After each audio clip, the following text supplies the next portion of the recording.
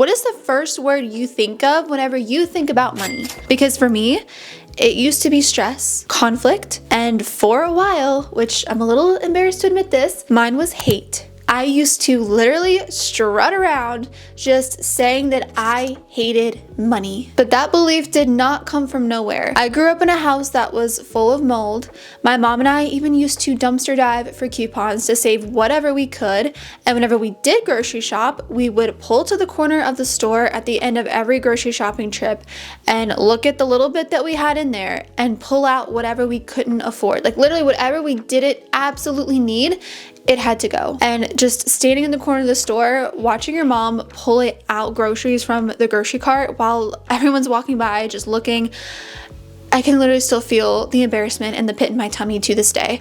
But that is just the reality that I lived. Another reason I walked around saying I hated money was because that was the source of so many fights between my parents and eventually led to my family falling apart. Also in that particular house, there was only one bathroom, which had no drywall, by the way, and we had to share it all between the four of us. So between my mom, my dad, my brother, and myself, we all had to share that one bathroom. And due to the fact that there was not any really insulation at all in that house, you would find the occasional mouse running around. So whenever my parents eventually did divorce, whenever I turned 18, I was forced out of that house with no savings, no credit, and a set of limiting beliefs around money that I wasn't even aware that I had at the time. And no, I did not have the option to go live with my mom or with my dad. I literally had to figure this out all on my own. This point in my life, I was genuinely terrified.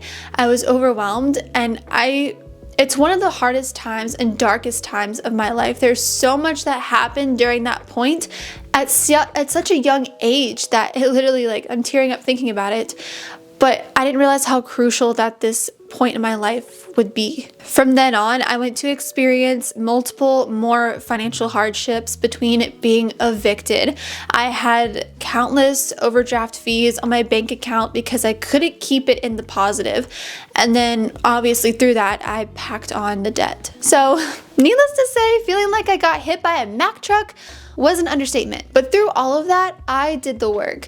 I rewrote those beliefs because I refused to accept a life of struggle, which is literally all that I knew because that's all that I grew up with. That's all that I saw, and I saw the repercussions of it. I was not willing to accept those beliefs because I knew down in my heart and to my core that there was something so much more. So between that time and present day, I've read 100+ self-help and financial books and have listened to I don't even know how many hours of podcasts looking for answers to rewrite those beliefs. But eventually I went on to have months where if I were to have shown you my bank account, you would not have believed that they were from the same girl. And just so you understand what I'm talking about, here's a couple screenshots. And what I learned from those two complete opposite versions of myself is what science has been studying for years, but no one's packaging it in a way for women like you and I. And today, what I'm about to tell you is going to reframe everything you think about why you are where you are financially. And more importantly, I'm going to show you exactly what you can do about it. Welcome back to your weekly girl check-in. If you're new here, I'm Michaela. I help women break the cycles that are keeping them stuck, build habits and routines that fit into their real life, and help them step into the versions of themselves that they have been wanting to be for way too long. So grab your journal, open up your notes app, get a cozy beverage, because today I'm going to tell you exactly what it is that you need to hear this week. This is where we get real, we cut through the noise, and I share with you everything that I have learned and experienced so that you don't have to waste your time figuring it all out the hard way. Tums is in there yelling if you can hear her. She has a lot to say. And today we are talking about money, but not in the boring spreadsheet kind of way. No. I'm talking in the why does my chest get super tight and I get nauseous when I check my bank account kind of way. In the why do I feel behind no matter what I do kind of way. You are going to learn exactly why your brain is wired to keep you stuck financially, and it has nothing to do with how hard that you work or how smart that you are. You are going to understand why you make the money decisions that you do. And of course, you know we're all about action here, so I'm gonna give you 5 specific actions that you can take after this video to immediately start breaking the cycle. This is not a budgeting video. This is not a manifest your dream life video. This is the video that goes underneath all of that. And let me tell you, once you see it, you won't be able to unsee it. So grab your notebooks, click your pen, and let's get to it, because we are about to unlock your rich girl era. Shift number 1 is your brain got a bad download. So financial psychologist Brad Klontz, and if you haven't heard of him, he is basically who made money psychology an actual field.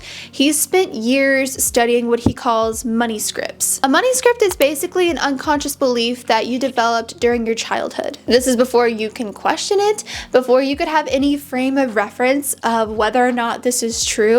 It just got downloaded into your operating system. Kind of like if your computer downloads a software you don't really want.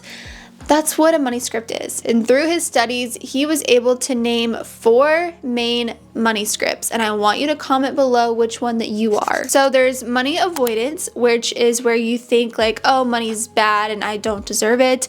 Rich people are the worst. There's also money worship. So more money will fix everything. I just need more money. Money is the answer. Then there's money status, which is my net worth is my self-worth. And then there's money vigilance, which is literally the only one out of all 3 that's associated with building wealth. Girl, I was a money avoider, a textbook one at that. I could not fit the definition even more. I watched money play a part in completely destroying my family's peace throughout my entire childhood. Not to say that was the only thing, but that was absolutely one of the main reasons. I watched it cause arguments, tears, and eventually a divorce. And then not to mention the repercussions after the divorce between the beliefs my parents still had and what beliefs my brother and I had. So of course, as a kid, like seeing all of that, you come to what seems to be the very logical conclusion at the time,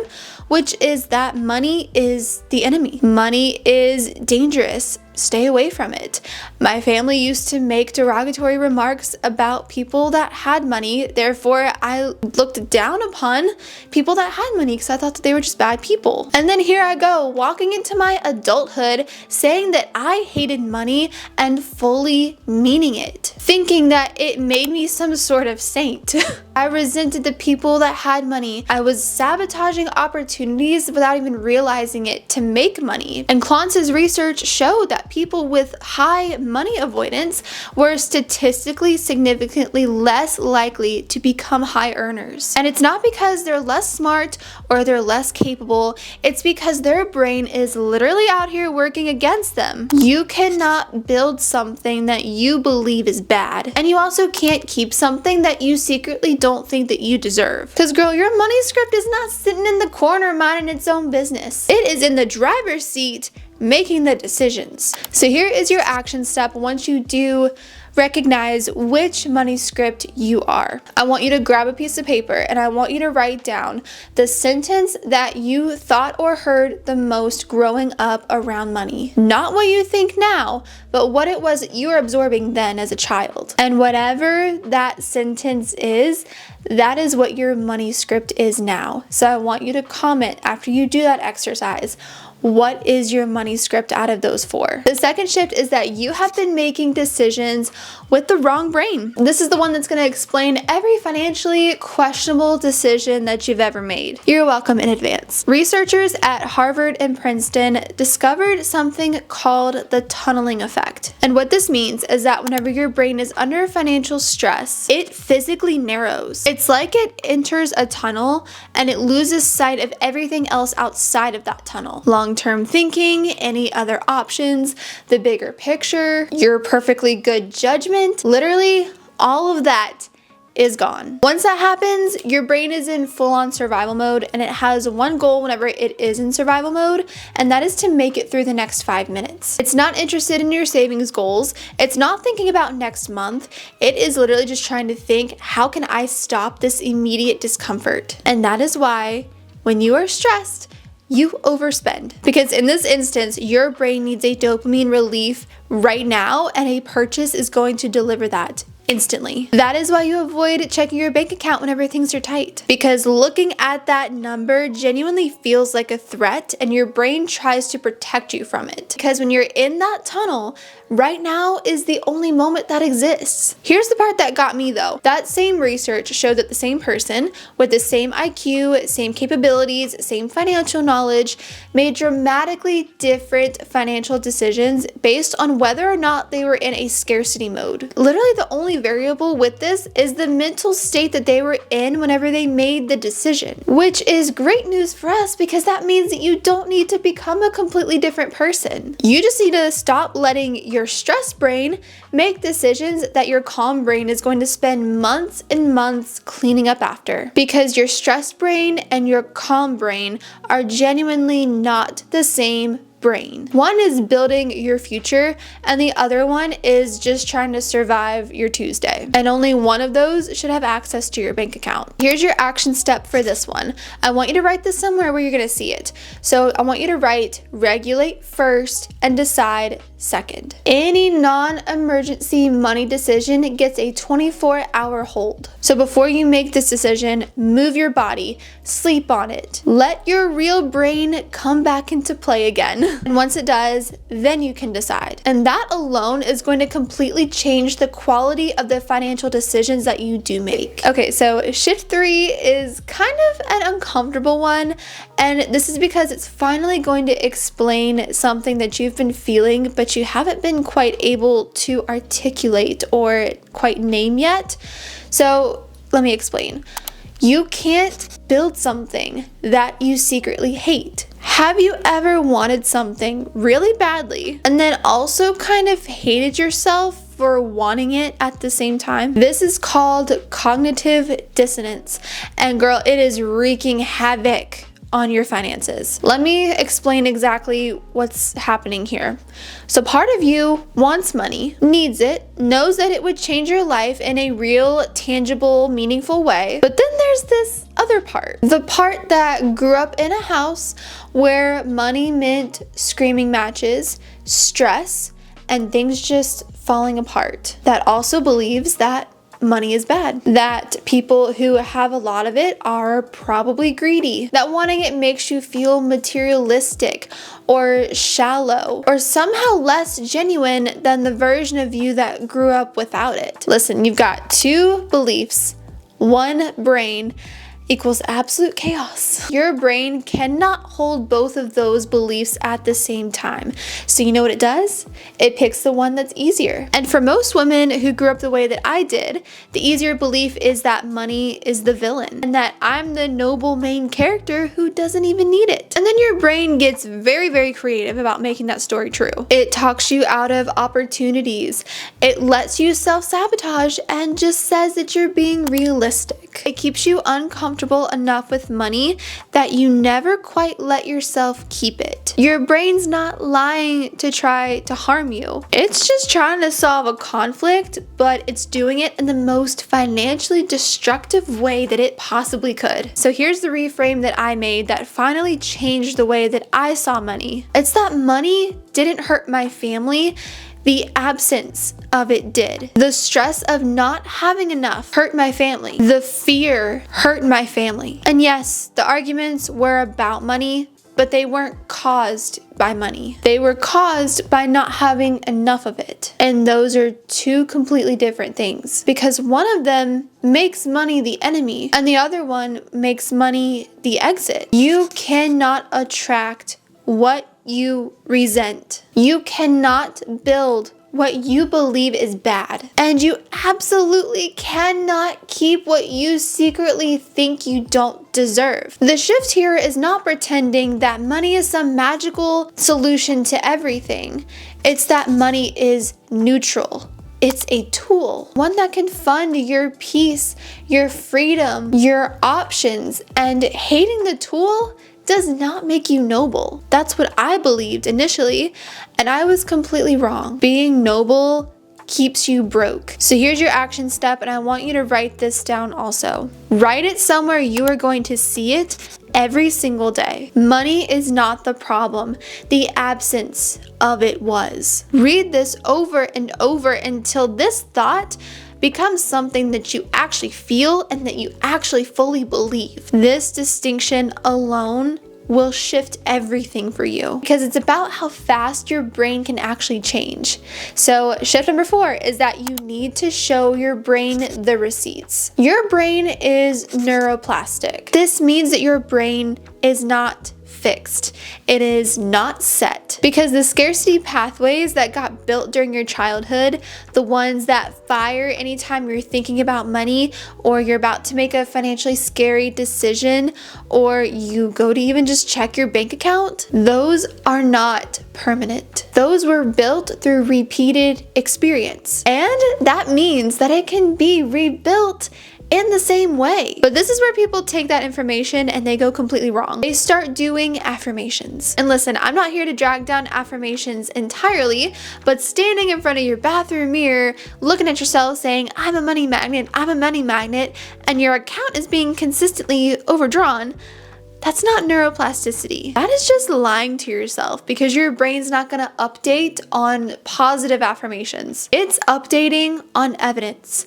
It needs real proof. Because listen, you can manifest all day long, but your brain's gonna stand there with its arms crossed and say, okay, but show me the proof. So you have to give it the proof. You start collecting real evidence. Maybe screenshots of months where things went really well. Records of bills that you were able to handle whenever you weren't sure if you even could. Decisions that you made that ended up working out. Moments that you bet on yourself and you were right. It gives you something undeniable for yourself whenever your brain tries to bring up the old story. Because your brain can argue with a thought, but it cannot argue with a bank statement. Every single piece of financial evidence that you collect is slowly going to chip away at that scarcity mindset. And enough data points collected consistently and on purpose is exactly how the old program loses its grip on you. So right now, I want you to start a new folder on your phone, and you can name it whatever you want. And I want you to put one thing in it today. One moment that proves that you are so much more than what your old story gives you credit for. And then add to this every single week, even every day or every other day if you want to. That folder is going to do more for you than any vision board ever could. The 5th and final shift is to move first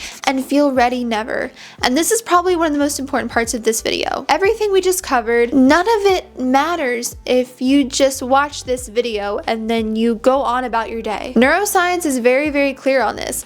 Your brain doesn't rewire through understanding, it rewires through experience. The way your nervous system learns that something is safe is by doing it and then surviving it. Not just thinking about doing it, but actually doing it. Opening the scary account, having the uncomfortable financial conversation, charging what you're worth, and taking the step that you've been really scared to take. And then through all of that, notice that you come out on the other side still standing. That is the moment that a new pathway forms. That is the moment that that tunnel gets a little crack of light in it. And just remember, the anxiety is not going to go away before you start. It's going to go away because you started. Action is not the reward that you get after you've healed. Action is how you heal. So before this video ends, I want you to think about one financial thing that you've been avoiding. It doesn't have to be the biggest thing, just the next thing. Do it today and then write down that you did it. Add it to your folder in your phone. All of this is to say that your financial situation is not a math problem, it's a brain problem. I was the girl watching my mom put groceries back at the register. I was the girl going into the dumpster looking for coupons. I was the 18-year-old girl that moved out on her own with no credit and no savings and no freaking clue on how to even really survive in the real world. And with a brain full of beliefs that were completely working against everything I tried to do. And I changed all of that. Not by figuring it all out first, but by taking the action and moving before I was even near ready. When I was scared, when I was uncertain, and just built the evidence as I went. And you can literally do the exact same thing. I really hope this video gave you some clarity and some insight. If you have had any financial struggles or even just feeling shaky with money or just uncertain about it, I really hope that this helped you in some way. This has been such a core struggle that I had to work through, given how I grew up and just what I knew about it, and going through my own experiences as an adult and learning what I know now. Like, I think it is such a pivotal thing to understand. So I really hope this video is able to bring that understanding to you. And again, I would love to know what money script you identify with the most. Was a classic money avoidance girl, so let me know if you were the same. And if this video did help you out, or you enjoyed it, or you found it helpful, please make sure to give it a thumbs up and subscribe down below so that I know that you actually enjoyed it. And it's just a very simple way to support the channel. I just want to say thank you so much for being here. Thank you so much for watching, and I cannot wait to catch you in the next video. Bye.